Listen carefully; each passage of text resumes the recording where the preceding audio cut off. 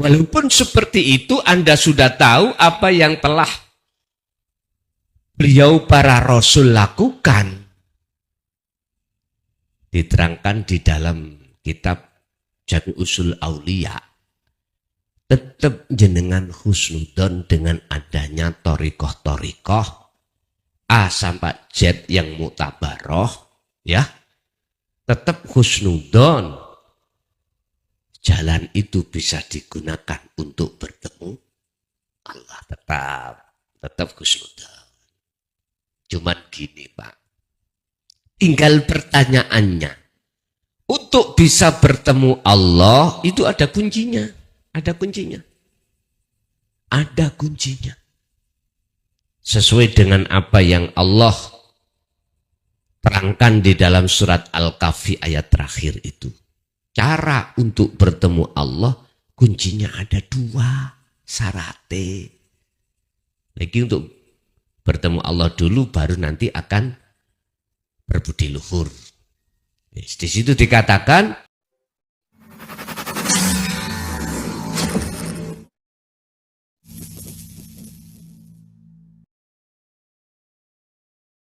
alhamdulillah kita pada malam hari ini masih diperkumpulkan Allah dalam satu majelis ta'lim yang untuk malam hari ini kita akan membahas tentang bagaimana cara menjadikan hati itu berbudi luhur. Sebab siapapun kita, apapun status kita, jikalau hati kita belum mencapai hati yang berbudi luhur, kita masih teringgapi perilaku hati ini yang protes nuntut pada Allah. Sekali lagi, siapapun kita tatkala hati belum berbudi luhur, maka apapun aktivitas, apapun yang diberikan Allah terhadap kita, hati ini masih nyacat pemberian Allah. Masih nyacat itu berarti masih maidu.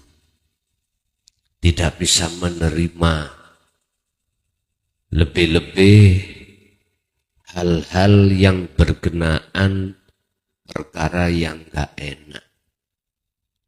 Kadang-kadang yang enak aja kita masih kurang. Kita masih belum bisa menerima.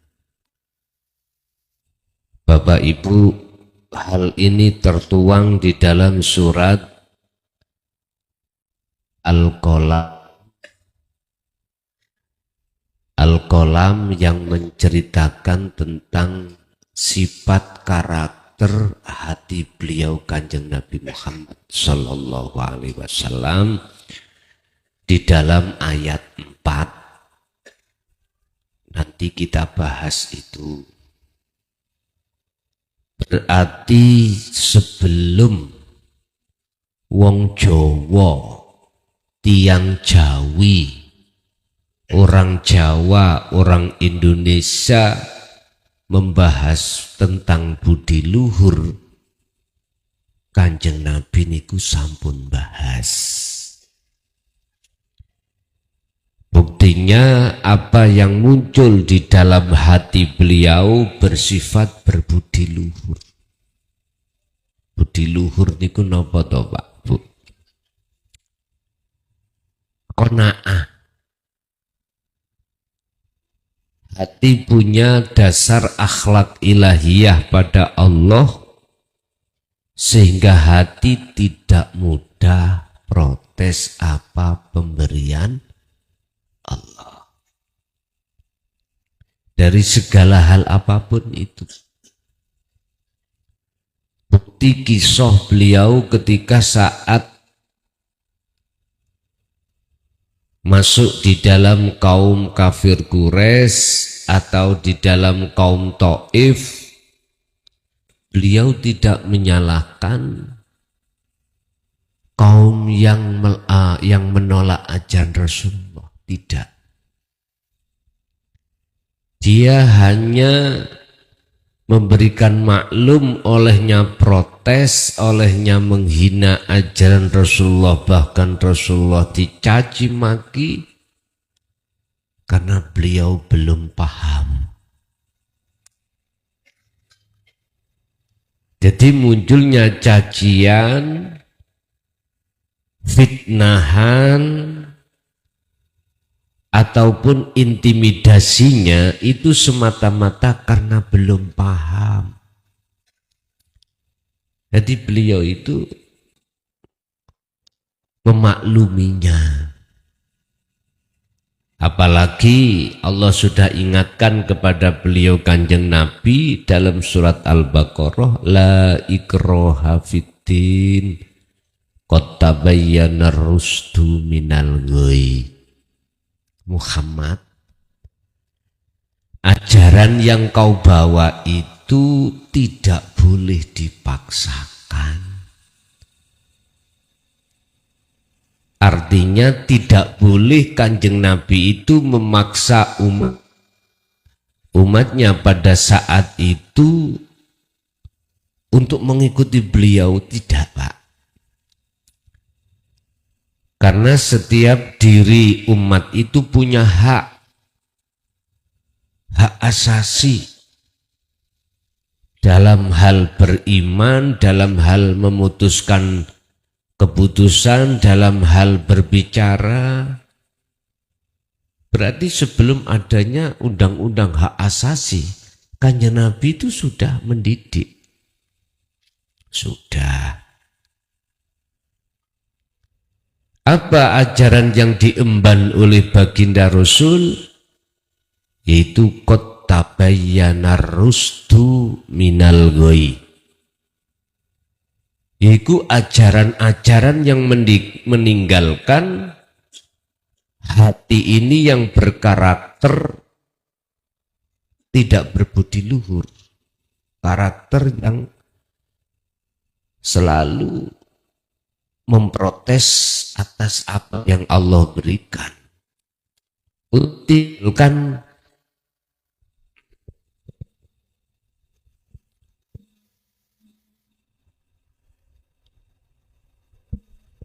mikap.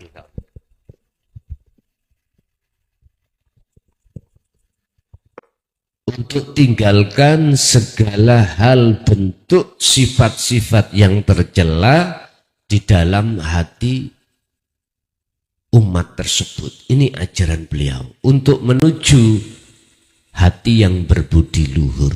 Qad tabayyana rusdu minal ghayy. Ajaran yang menjelaskan, mendidik hati supaya tinggalkan ghayy. Ghayy itu adalah sifat-sifat yang tercela. Ar-rusdu adalah sifat yang berbudi luhur. Atau boleh saya katakan al-ghayy itu adalah zona alam yang gelap. Ar-rusdu itu adalah yang terang benderang. Batil menuju hak. Oleh sebab itu sudah sayugjanya wajar beliau itu berbudi luhur.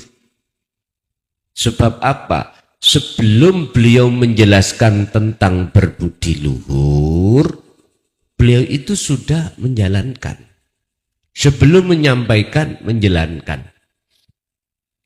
Istilah bahasa yang kami contohkan, saya akan bercerita tentang sifat daripada api itu panas, saya harus menyentuh terlebih dulu api tersebut. Baru setelah saya merasakan, menyentuh, api yang panas baru saya bercerita, Bapak Ibu tolong jangan mendekat api karena api terasa panas gitu. Lah, ketika jenengan ini sudah dikasih pengetahuan, pemahaman di hati jenengan, ada yang beriman, ada yang tidak. Ada yang percaya, juga ada yang tidak. Setelah jenengan percaya, supaya nanti jenengan menceritakan terhadap anak putu itu sah, akurat, tidak mamang, pasti jenengan nggih, walaupun boten asal tidak boleh menyentuh api. Tadi saya katakan jangan didekati api itu. Karena api itu panas apalagi menyentuh. Lah, jenengan gak apa-apa menyentuh untuk membuktikan keimanan sampean tadi. Biar iman itu tidak hanya katanya sama. Bapak Ibu,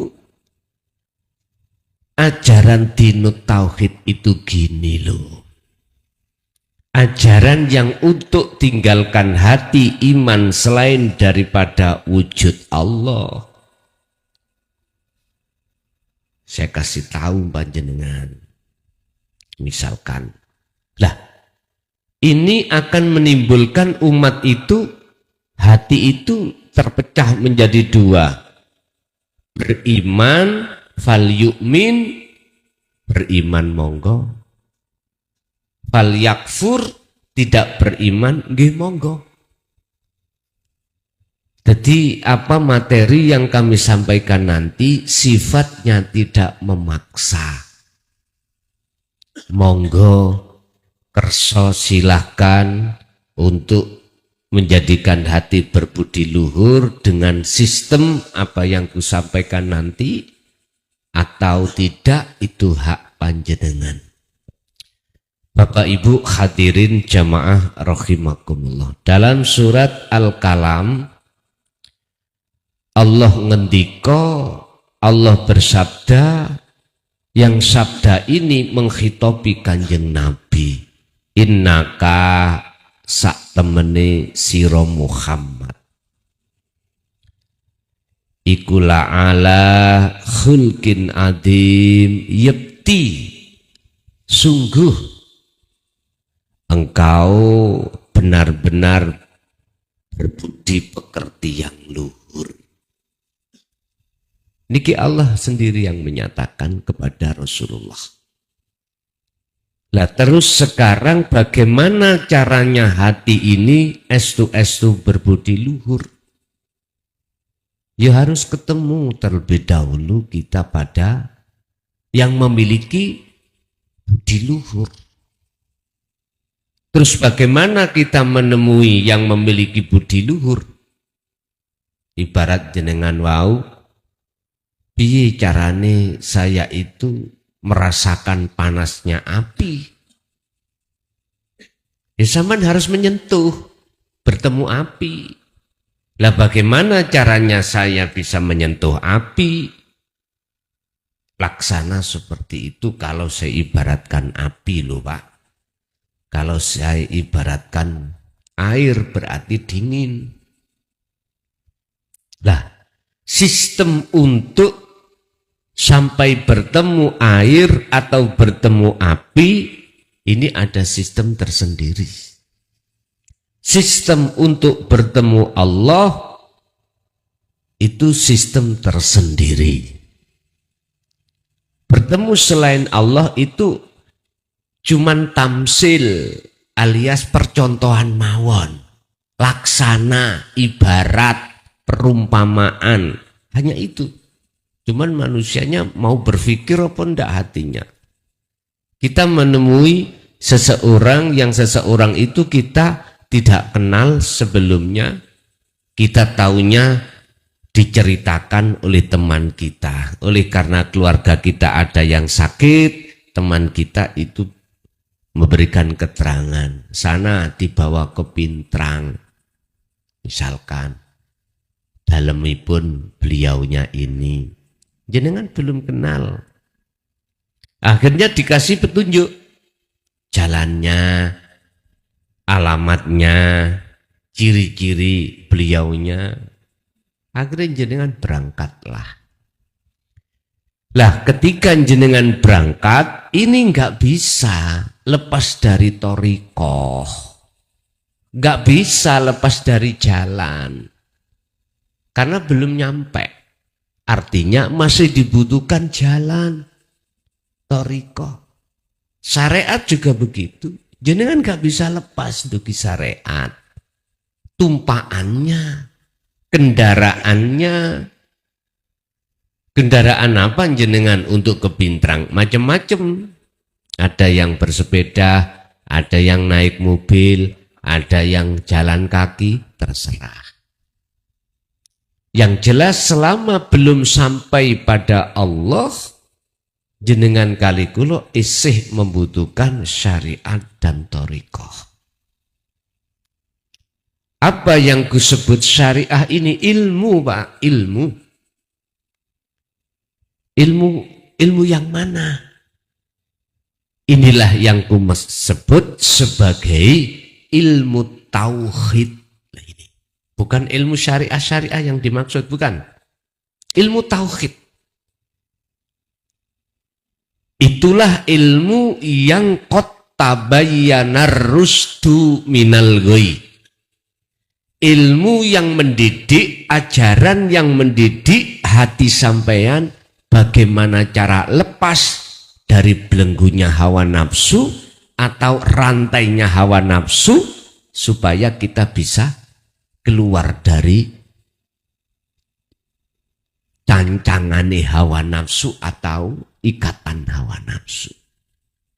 Itulah ilmu yang setiap kita tiap hari atau tiap bulan kita bahas tentang ilmu itu. Ini syariat. Lah, thariqahnya mana? Thariqah yang dimaksud thariqah atau jalan. Bapak Ibu, Gusti Allah itu zaman Kanjeng Nabi dengan Gusti Allah zaman sekarang sama mboten? Sami nggih? Beetah ganti Gusti Allah. Biyen dulu dengan sekarang Allah ganti. Kalau sama, mengapa kita gegeran khilaf tentang masalah jalan? Kalau tidak jalanku gak bener. Yang sana juga begitu. Yang bener jalanku. Pak, kita ribut gegeran dalan. Orang tekan tidak bisa sampai-sampai, sementara orang lain sudah sampai. Kalau toh Allahnya dulu zaman Kanjeng Nabi dengan Allah sekarang sama, maka pertanyaannya, apa thariqah apa yang dilakukan Kanjeng Nabi saat bertemu Allah? Syariatnya sudah. Sekarang jalan. Ibu bapak, lewat surat Maryam, beliau jadikan sebagai pemahaman jalan. Surat Maryam ayat 36. Innallaha huwa rabbi wa rabbukum fa'buduh. Hadza siratum mustaqim. Rasulullah itu membahas masalah jalan, Pak, fa'budu.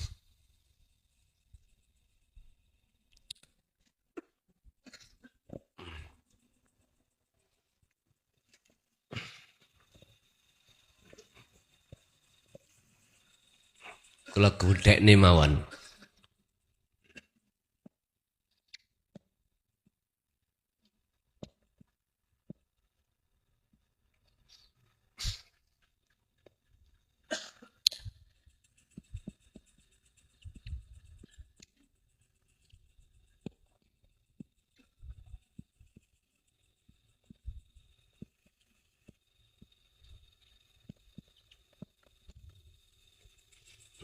niki. Innallaha sesungguhnya Allah iku Rabbi pangeranku wa rabbukum ya pangeranmu ya fa'budu. Nah, pedu ana Allah. Terus caranya medui bagaimana? Syariatnya tadi sudah, ilmunya sudah, ilmu itu syariat. Thariqahnya ini di dalam olehnya jenengan bisa bertemu Allah disebut fa'buduh itu jalannya ada dua. Mulai zaman Kanjeng Nabi Adam sampai Kanjeng Nabi Muhammad sampai diteruskan tabi'ina sholihin, ini jalannya dua. Saya mohon maaf tidak berbicara thariqah muktabaroh yang mulai A sampai Z niku mboten. Sengaja kami akan membahas jalan yang dilakukan oleh para rasul, para kekasih Allah itu ada dua. Makhtuf dan ghairu makhtuf. Ibadah murni dan tidak murni. Sebab mulai zaman umat Nabi Adam sampai sekarang, Pak, dalam satu hari satu malam Gusti Allah itu memberikan kesempatan lewat jalan yang Allah berikan. Apa? Ibadah. Ibadah sing murni. Salat, zakat, poso, haji, baca Quran, jenengan wirid, tahlil, apapun, iku murni-murni semuanya murni. Lah, beliau jadikan aktivitas ibadah itu untuk bertemu Allah. Ini thariqahnya. Ini thariqahnya, Pak Bu. Ada yang ribut masalah sanad. Nggak ngerti nah. Rawibut masalah sanad. Ributi sanad sampai melakoni klunuk-klunuk. Mencolot rene, mencolot rene. Kalau ini tidak. Sanad sampai langsung pada Allah. Yang disebut hablum minallah. Sebab di dalam sholat itu Allah di situ. Mengapa sampai ngeribon-ngeribon? Nang si A dulu, A nang si B, B nang si C, sampai Z. Nggih. Selok pegel men. Selok telasan umur. Saya sendiri juga tidak maido jenengan, terserah jenengan. Saya di sini menawarkan, gitu. Bagaimana caranya jenengan ini hati lekas berbudi luhur sebelum datangnya satu kematian. Di dalam ibadah murni bagaimana jenengan iku fa'buduh hadza utawi iki iku fa'buduh. Fa'budu iki madepe ruh datang Gusti Allah sejatine. Jadi nggak ada yang menghalang-halangi, nggak ada. Nggak ada yang menghijabi, nggak ada. Nggak ada pelantaran-pelantaran, nggak ada. Itulah maksudnya hablum minallah, hubungan langsung pada Allah. Jenengan kali kula kan sering kedoktrin ngeten. Kedoktrin. Atau didogma dengan bahasa, kalau tidak lewat aku nggak bisa. Karena aku itu yang dekat pada Allah. Lah ngoten ya. Harus lewat aku. Miturut pandangan, mohon maaf. Pemahaman hablum minallah itu nggak boleh. ada selain Allah yang menghalang-halangi antara rohaniyah sampean dengan Allah. Nggak boleh. Walaupun, mohon maaf, iku guru kita akhirat makhluk. Nggak boleh. Nggak boleh. Yang namanya hablum minallah, hubungan langsung pada Allah, yang jenengan rohaniyah langsung pada Allah. Loh, Allah kan di dalam tengah-tengah Anda sholat, tengah-tengah Anda zakat, poso, haji. Ngapain jenengan terus mampir ngeribon sik pada orang lain? Tapi gini Pak, kalau miturut kesanatan ilmu, pandangan syariat toriko ya kudu ngono. Tapi ngunu ya ngunu ning ojo ngunu. Maksudnya piye? Oke lah itu sebatas secara ilmu. Tapi kalau sudah praktek laku, nggak boleh ada selain Allah. Makanya disebut tobitoh. Jenengan ini nggak boleh ada selain Allah. Al-An'am 79 dikatakan ini sak temene ingsun, ini wajah tu wajhiyah, sak temene ku arahkan wajah ruhku wajhiyah kepada wajah Allah langsung. Wis gak katik ngeribon lantaran gak katik. Gitu terserah. Ada yang terlalu fanatik dengan babakan sanad atau lantaran, akhirnya nggak bisa menerima keterangan ini. Monggo, iku hak jenengan rata salah ki. Dan juga ada thariqah jalan di luar ibadah murni, yang tidak murni, contoh kerja, makan, minum, buang air kecil, air besar, apapun. Lu kalau di situ nggak ada Allah Pak, nggak bisa muncul gerakan kerja, muncul gerakan makan, minum, buang air besar, air kecil, atau hal-hal yang lain, nggak bisa. Loh, dengan ilmu itulah sangatnya penting untuk memberitahukan kefahaman terhadap hati kita. Sesungguhnya Allah itu dekat. Idza sa'alaka ibadi anni fa inni qaribun. Muhammad, jikalau hambaku bertanya saya di mana, kata Allah, jawablah fa inni qaribun, aku iki dekat. Bahkan dalam ayat lain, fa'ainama tuwallu fathamma wajhullah, dimanapun kau berada menghadap, di depanmu ada wajah.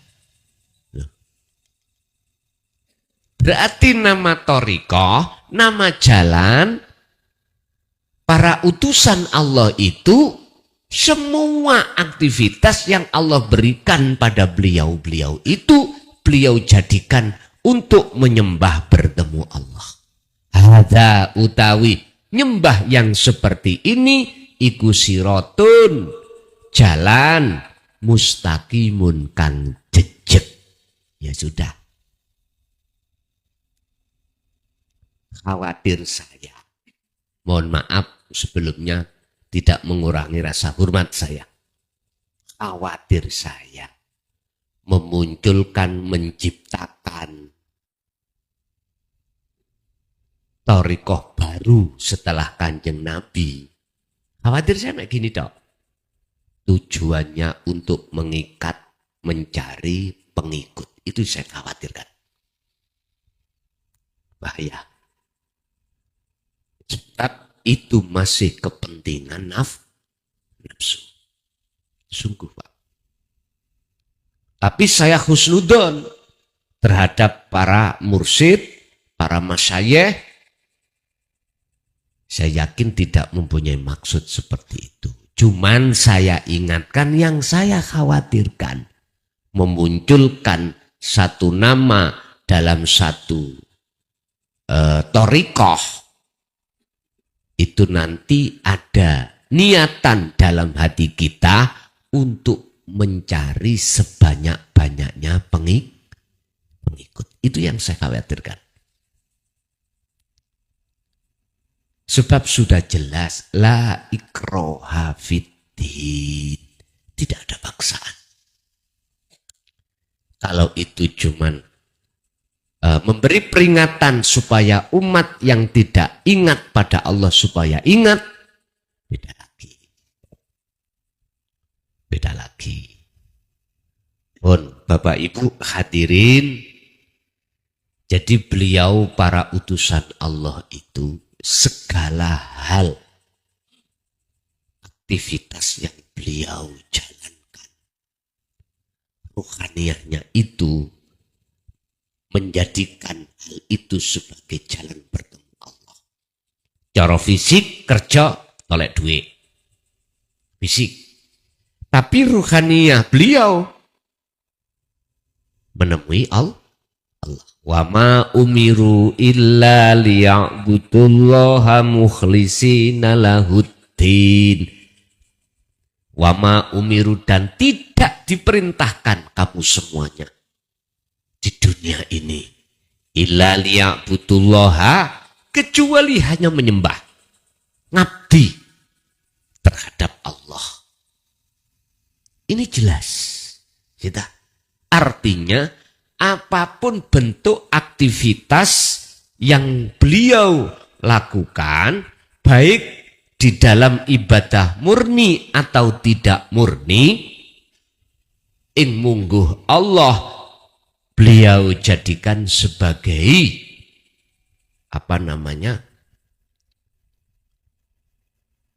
sebagai jalan untuk bertemu Allah. Ini beliau. Tergantung jenengan. Walaupun seperti itu, Anda sudah tahu apa yang telah beliau para rasul lakukan. Diterangkan di dalam kitab Jami Usul Aulia.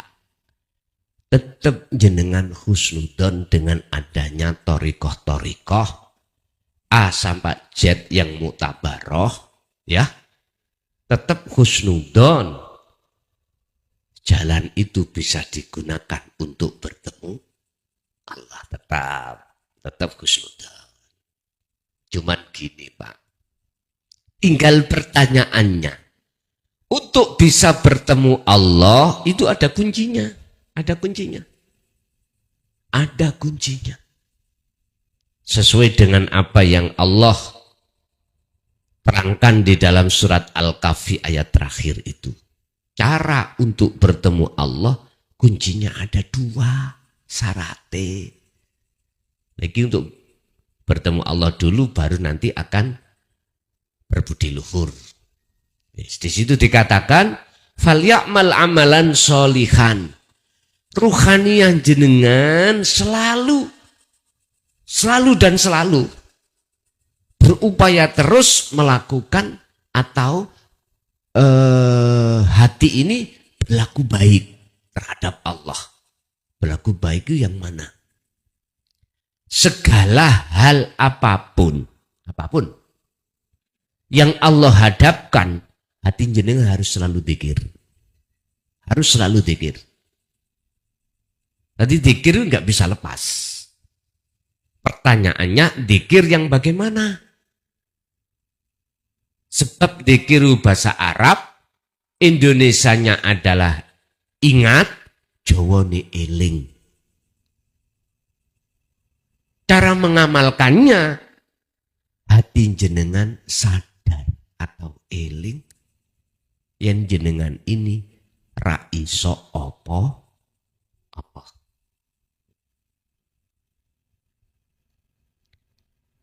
Bahwasanya kita sebagai makhluk sifatnya harus sadar hati ini la haula wala quwata.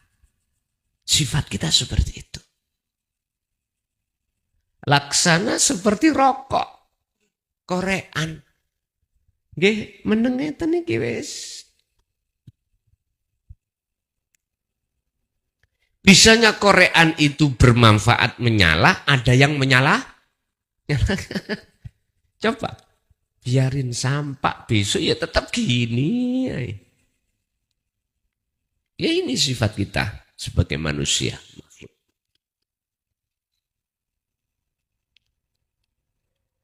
Harus kita kumandangkan dzikir tersebut, Pak. Inilah yang kusebut dzikir rasa di dalam Sirul Asrar. Su'aul Basyirah di dalam Sirul Asrar. Dzikir yang Sirul Asrar itu dzikir yang sudah tidak mengucap nama atau sifat, tapi dzikir yang di dalam hati sampean cuman merasa. Merasa itu sadar, iman.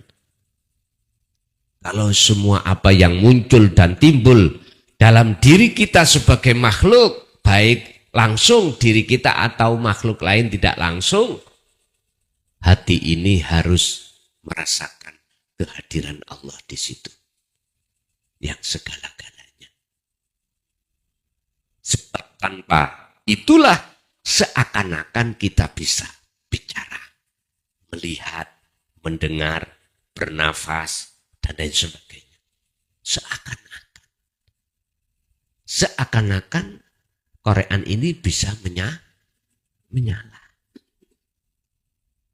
Sendiri. Padahal ada faktor yang sangat halus, yang sangat rahasia dalam hati seseorang, adanya Allah. Wujudnya Allah itu. Ya ini. Inilah yang kumaksud dzikir yang menjadikan satu kunci fal ya'mal amalan sholihan. Lakukanlah dengan perilaku yang baik. Artinya segala kondisi apapun hati Anda harus merasakan yang berperan, yang memiliki peran hanyalah Allah. Kalau sudah hati paham di sini dan melaksanakan tugasnya untuk berzikir, soyo suwe, mesti soyo bakal ketemu. Walaupun jenengan masih merasa Allah itu dekat, belum ketemu, kalau zikir ini terus dilakukan, maka pasti jenengan, insya Allah pasti jenengan akan bertemu terhadap Allah. Karena Allah sendiri sudah berjanji akan menemui satu hambanya dalam waktu yang sudah Allah tentukan, manakala hamba itu dalam hatinya ada keinginan untuk bertemu Allah. Orang yang bertemu Allah itu, Pak, hanyalah orang pilihan. Sebab banyak orang yang kaya, tapi hatinya enggak mau ketemu Allah, tapi sukanya ketemu kekayaan. Iya. Caranya mobilku jadi 5, asalnya 1. Bagaimana omset kerja saya, usaha saya semakin bagus. Kebanyakan kita manusia itu pingin ketemu itu. Pingin ya aku bisa mencintai si A. Dia bagaimana Amri cinta padaku. Lah kan nggih? Apalagi habis ditinggal suaminya meninggal. Wah. Hati tek-tek iwak tahu. Manten. Paribasane wong Jawa kan tek-tek iwak tahu. Wah tekno dhewe niku. Allah ya Karim. Loh, semua kita itu manusia. Kalau hati belum berbudi luhur, mesti inginnya ketemunya selain Allah. Jangankan yang kaya, pingin ketemu kayanya. Kita saja yang punya kehormatan, ya, mohon maaf. Mohon maaf. punya kehormatan, dihormati orang sebab ilmu kita, mesti ingin ketemu bagaimana santriku tambah oke, pengikutku tambah oke, tambah banyak, simpatisanku tambah banyak. Lah, kita manusia Pak Bu, kebanyakan itu sukanya bertemu selain Allah. Selain Allah. Makanya Allah katakan, hamba yang kukasih cahaya makrifat itu dikarenakan hamba ingin ketemu aku. Cahaya makrifat itu hanya kuberikan hambaku yang kupilih, yang ku kehendaki. Nurun ala nurin yahdillah linurihi mayyasha. Surat An-Nur ayat 35. Hamba yang dipilih. Makanya iblis pantas di dalam surat Al-Hijr ayat 40 ngomong, ya Allah Tuhan kami, Adam dan anak putu Adam semua tak tersesatkan supaya lalai terhadap dirimu, tidak mau bertemu pada dirimu, kecuali hamba yang kau pilih yang tidak bisa kuplesetkan. Illa ibadaka minhumul mukhlasin. Hamba niki tok sing boten saged kula plesetkan.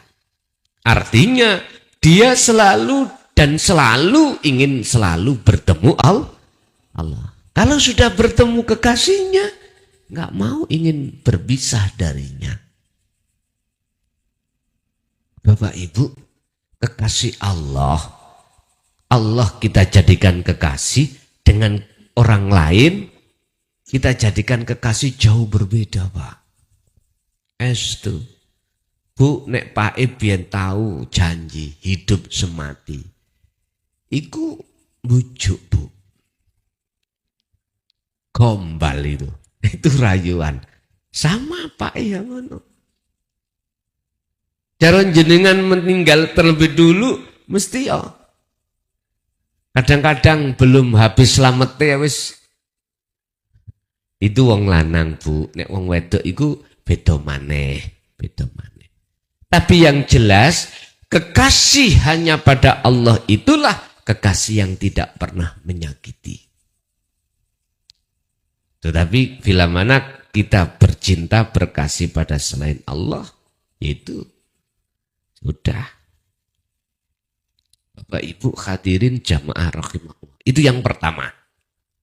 Hati senantiasa harus berzikir. Zikir yang kumaksud sirul asrar. Dimulai dari su'aul basirah. Menghidupkan, membangun rasa. Selanjutnya nanti akan sampai pada ainul basirah wa hakul basirah bertemu. Modalnya adalah rasa. Yang kedua, wala yusyrik bi'ibadati Rabbi ahada. Ketika jenengan ibadah makhduf, murni dan tidak murni, gak boleh menyekutukan Allah. Gak boleh. Gak boleh ada di dalam hati jenengan ini selain Allah, gak boleh. Dalam hal apapun. Dalam hal, niki umpama di dalam muraqabah, dalam hal yang menggerakkan, dalam hal yang memiliki, dalam hal yang bisa, itu enggak boleh dalam hati jenengan ada selain Allah. La taj'alu ma'allah ilahan akhara. Ojo pisan-pisan anak putuku, dalam hatimu itu ada iman selain Allah. Dalam hal apapun. Contoh, saya kasih tausiah ini. Hati sampai enggak boleh melihat makhluk. Hati sampean. Hati sampean harus beriman, yang memberikan tausiah mutlak itu adalah Allah. Lah ini Pak yang ku maksud ketika jenengan kholwat, ketika jenengan dzikir atau robitoh, makhluk jangan ada. Paham ya? Makhluk jangan ada, sekalipun guru kita dalam versi makhluk.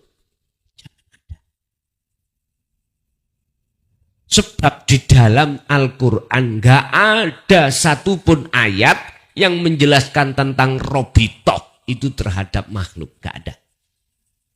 Yang ada itu langsung pada Allah. Inni wajjahtu wajhiya lilladzi fatarus samawati wal arda hanifan wa ma ana minal musyrikin. Kalau ruhaniyahmu itu sudah betul-betul menghadapnya langsung pada Allahnya, wa ma ana minal musyrikin, maka itulah perbuatan yang tidak menyekutukan Allah. Mas Syifa butuh haknya itu kembali kemana? Gak ada ke makhluk. Ini kan rabitoh, Pak. Penghadapan hati sampean beribadah pada sinten, menghadap sinten. Oke, tambah mana? Iya kana budu wa iya kanas. Hanya kepadamu lah. Loh, nggak ada yang lain. Aku menyembah. Berarti robito nih langsung ngadep. Tapi mohon maaf. Ada memang makalah yang mengatakan dari berbagai guru-guru yang mengatakan robito itu kau harus menghadapkan wajahku. Dulu sebab kau tidak akan bisa sampai pada Allah kalau tidak lewat aku. Sebetulnya itu kinayah. Kita sebagai murid salah paham. Akhirnya wajahi guru makhluk. Kan bahasanya kan gini. Kui ketika robito, hadapkanlah wajahmu pada wajahku. Ya dengan melihatnya makhluk. Nah, ini letak kelirunya itu. Lah beliau mengatakan wajahku. Ku itu kembali ke siapa? Allah. Akunya Allah. Berarti hidup pada diri beliau. Hidup di luar diri beliau. Itu loh maksudnya, Pak. Bukan wajah-wajah makhluk, bukan. Makanya kita sebagai santri, sebagai pengikut toriko ini, toriko itu, tentang robitoh harus waspada. Sebab jenengan kalau pahamane kok makhluk, pujaan nang sampean sinten? Makhluk.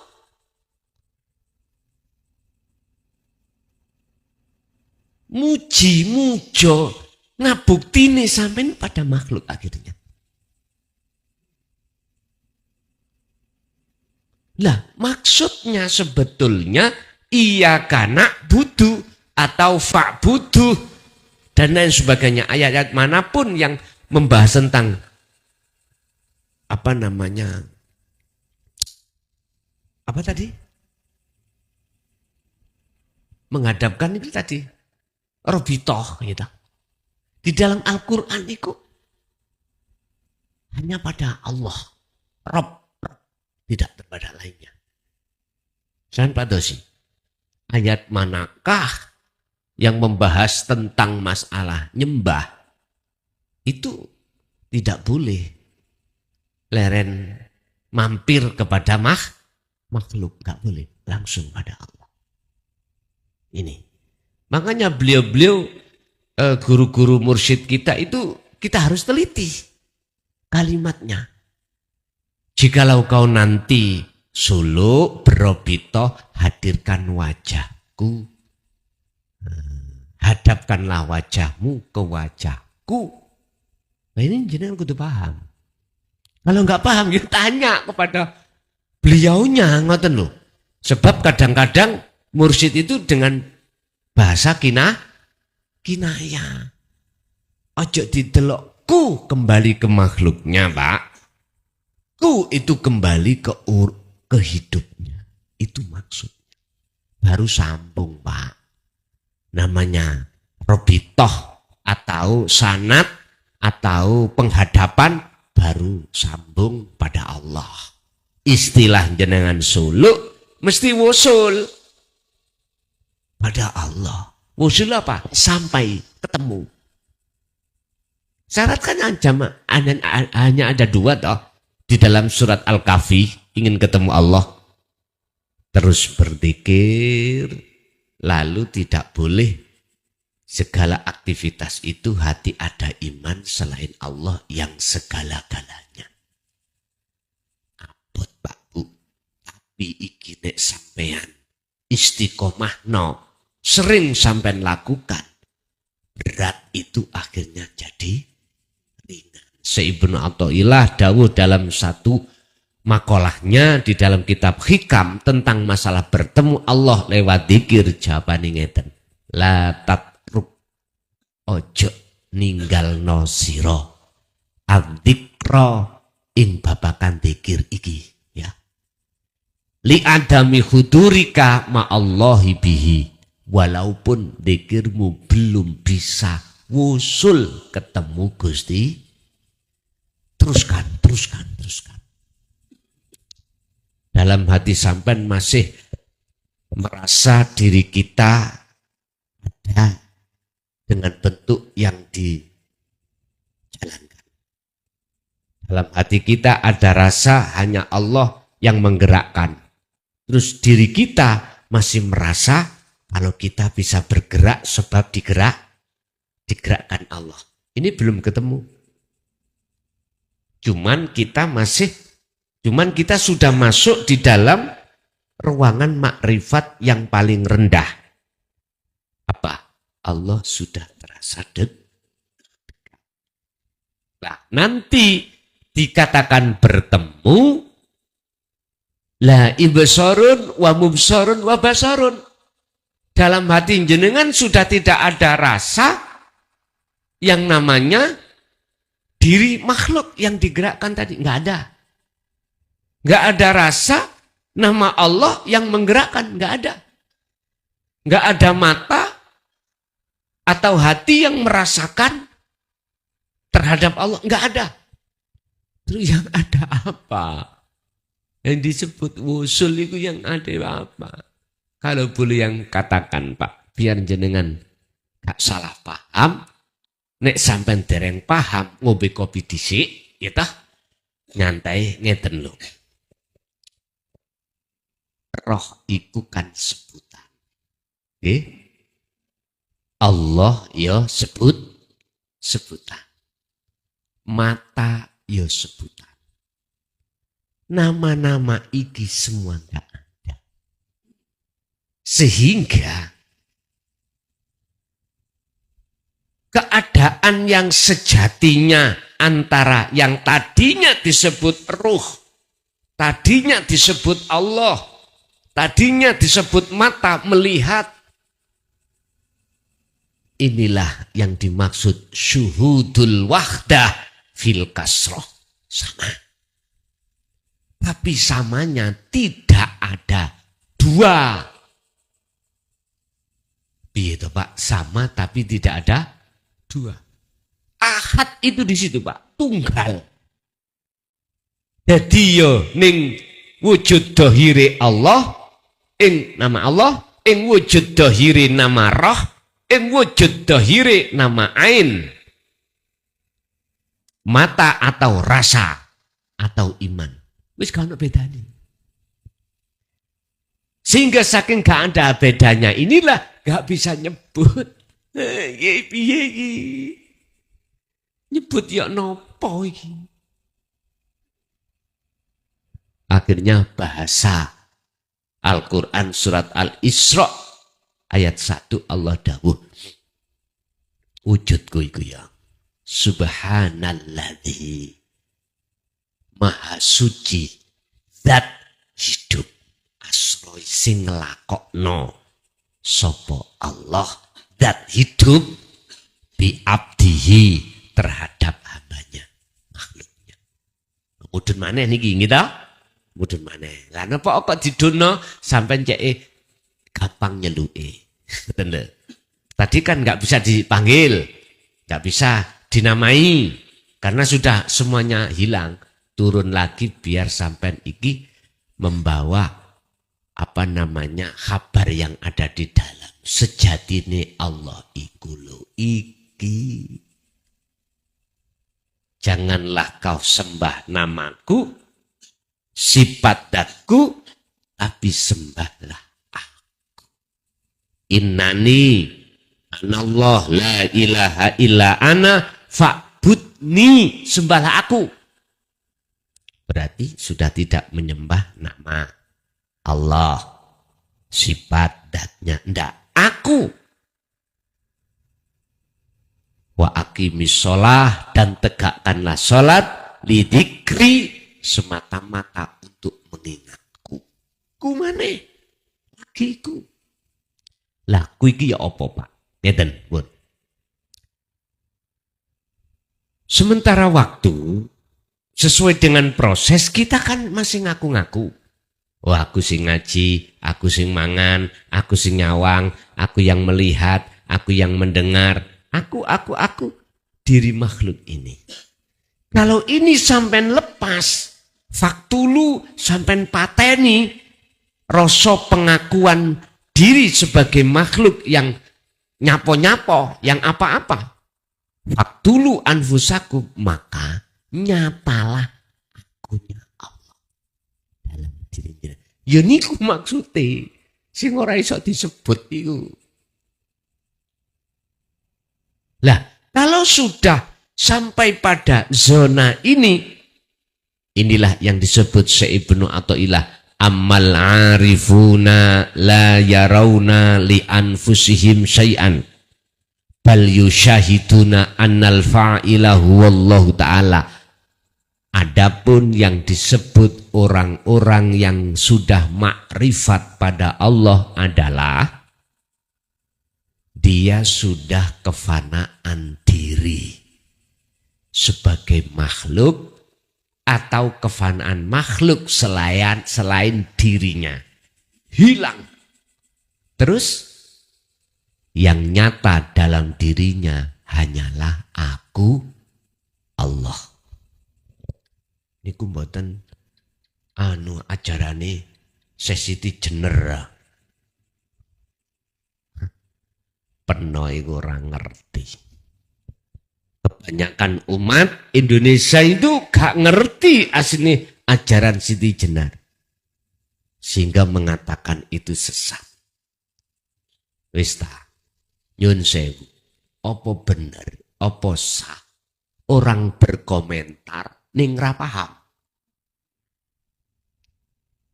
Kita itu tiru-tiru pada orang-orang yang memang ada propaganda. Apa propaganda? Ada unsur politik. Supaya kita tidak mengikuti ajaran itu. Heta, makola apakah sah? Orang mengatakan isi di dalam rokok ini. Wong dia nggak tahu. Apa sah makolanya? Nggak sah, Pak. Apa sah kita bermakola tentang masalah, mohon maaf, menyalahkan tentang ajaran Syekh Siti Jenar sementara kita belum makrifat. Ya salah tok, Pak, menurut saya lo ya. Tak ibarat nong ini. Saya itu tidak pernah masuk gedong. Di dalam gedong itu isinya mau macam-macam. Apapun urusan apapun ada. Saya enggak pernah masuk. Apa sah saya berkomentar berfatwa bahwasanya di dalam gedung itu ada nyun sewu, ada A, ada B. Mboten saged, Pak. Karena saya tidak tahu. Makanya di dalam surat Ali Imran ayat 7 terkait masalah ayat. Ayat 7. Di dalam Al-Quran itu tersimpan 2 ayat. Satu yang bermuhakamah, 2 bermutasabihah. Muhakamah itu apa? Jelas. Cara syariat, jelas semuanya. Lah, mutasabihah ini dianggapnya golongan kita syariat gaib. Sehingga ayatnya mengatakan wa ma ya'lamu ta'wilahu illallah. Yang tahu maknanya ayat-ayat yang mutasyabihat itu hanyalah Allah. Contoh alif lam mim. Contoh. Mana tafsir muhakamah yang bisa mengartikan? Gak ada. Tafsir Jalalain, buka Osarai, tafsir Munir, tafsir Mundir, tafsir Ibnu Katsir. Semuanya itu ulama mengatakan yang tahu muradnya itu cuman Allah. Al-muradu bihi illallah. Wistah sampean kula. Apa kok seperti itu? Kita menganggap itu tidak mengerti tentang artinya. Karena kita masih gaib pada Allah. Allah terasa gaib pada kita. Sehingga kita kalau bicara Allah, Allah apa kata yang di sana, di atas. Aduh ya. Jari Qur'ane Allah ide.